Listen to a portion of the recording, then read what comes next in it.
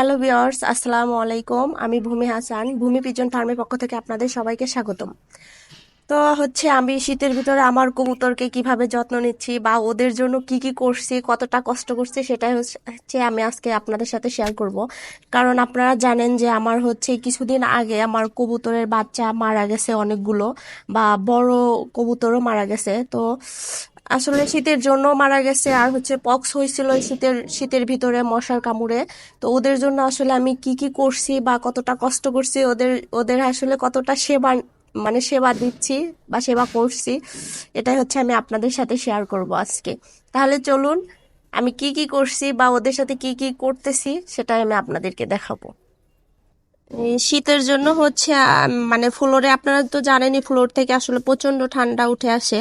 এই জন্য আমি যতটুকু পারছি ওদেরকে ওখানে পেপার পাড়িয়ে দিছি, কারণ যেন ঠান্ডাটা যেন না আসে। দেখেন, আর এখান দিয়ে বেলকুনি, যেহেতু বেলকুনিতে এখানে ফাঁকা ফাঁকা থাকে, এখান দিয়ে আমি সব কাপড় দিয়ে ঘিরিয়ে দিছি। দেখেন, ওখানে ওড়না দিয়ে দিছি যেন ওখান দিয়ে ঠান্ডাটা আসলে স্পর্শ না করতে পারে। আর ওইদিকে আসলে যেতে পারি না, ওইদিকে যাওয়া সম্ভব না, এই জন্য ওইদিকে দিতে পারি না। তো আপনারা জানেন শীতের জন্য আমার কবুতরের বাচ্চা অনেকগুলোই মারা গেছে। এই শীতের কারণে শাটিন বাচ্চা দিয়েছিল, ছোট বাচ্চা। তো বাচ্চাটা মারা গেছে। আর আমার লক্ষা ডিম দিয়েছে, দেখি, এই দেখেন ডিম দিয়েছে।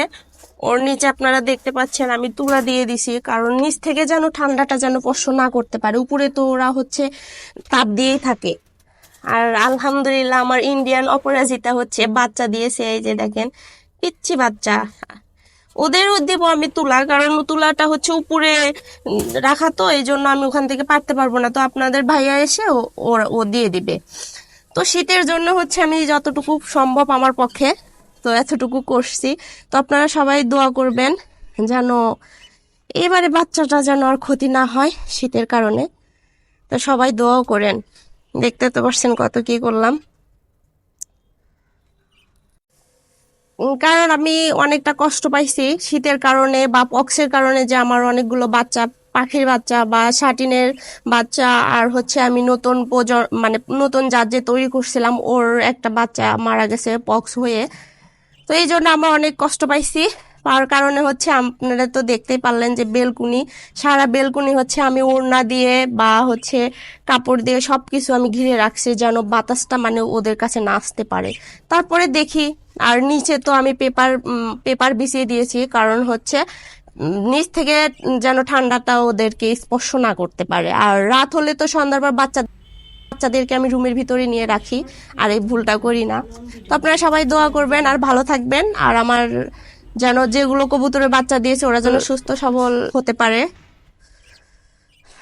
সবাই ভালো থাকবেন, আর আমার ভিডিওটি ভালো লাগলে অবশ্যই আমার চ্যানেলটি সাবস্ক্রাইব করে লাইক, কমেন্ট, শেয়ার দিয়ে পাশে থাকবেন। ধন্যবাদ সবাইকে আমার কষ্ট করে ভিডিওটা দেখার জন্য।